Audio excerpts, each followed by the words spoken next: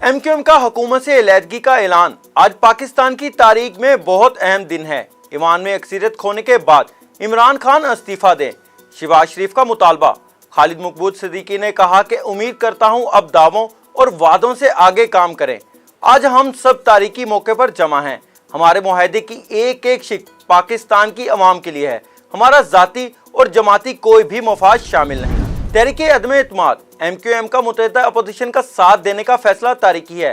बिलावल भुट्टो जरदारी ने कहा कि 2018 के इलेक्शन के नाम पर जो इलेक्शन हुए वो सिलेक्शन थी। इस सिलेक्शन का नुकसान कराची और पूरे मुल्क की कौम उठा रही है। वज़ीर आज़म को चाहिए कि अब वो इस्तीफा दें। अब इमरान खान वज़ीर आज़म नहीं रहे। मौलाना फजलुर रहमान कहते हैं, 4.25 साल पहले शुरू होने वाले ड्रामे का ड्रॉप सीन हो गया। हमारी तादाद इस वक्त 175 हो चुकी है। वज़ीर आज़म आज कौम से खिताब करेंगे। वज़ीर दाखिला शेख रशीद ने कहा कि वज़ीर आज़म के इस्तीफे देने का सवाल ही पैदा नहीं होता। इमरान खान आखिरी गेंद तक लड़ेगा। काबीना अरकान ने वज़ीर आज़म की क़यादत पर मुकम्मल एतमाद का इजहार किया है। शाह महमूद कुरैशी ने एक डिप्लोमेट से धमकी आमेज खत लिखवाया। अली मूसा गिलानी का दावा, कहा कि शाह महमूद कुरैशी और फॉरेन ऑफिस इस जालसाजी के असल किरदार है।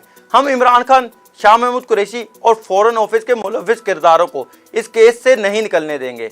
इस मामले के हकायक जल्द कौम के सामने आएंगे। वज़ीर आज़म इमरान खान कहते हैं कि ये एक फॉरेन इंपोर्टेड बहरान है जो मुल्कों की सियासत में आते रहते हैं।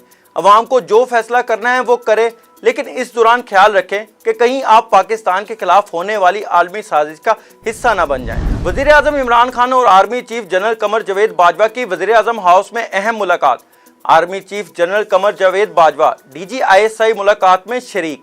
पाक फौज के पेशा वराना अमूर पर तबादला ख्याल। पाक फौज के एविएशन यूनिट को अक़वाम मुत्तहिदा मिशन कांगू में हादसा। ISPR के मुताबिक मिशन का हेलीकॉप्टर गिरकर तबाह। 6 पाकिस्तानी अफसरान समेत 8 एहलकार शहीद। पाक फौज का हेलीकॉप्टर निगरानी मिशन पर था। शहीद होने वालों में एक एहलकार का ताल्लुक मुल्तान की तहसील शुजाबाद से है।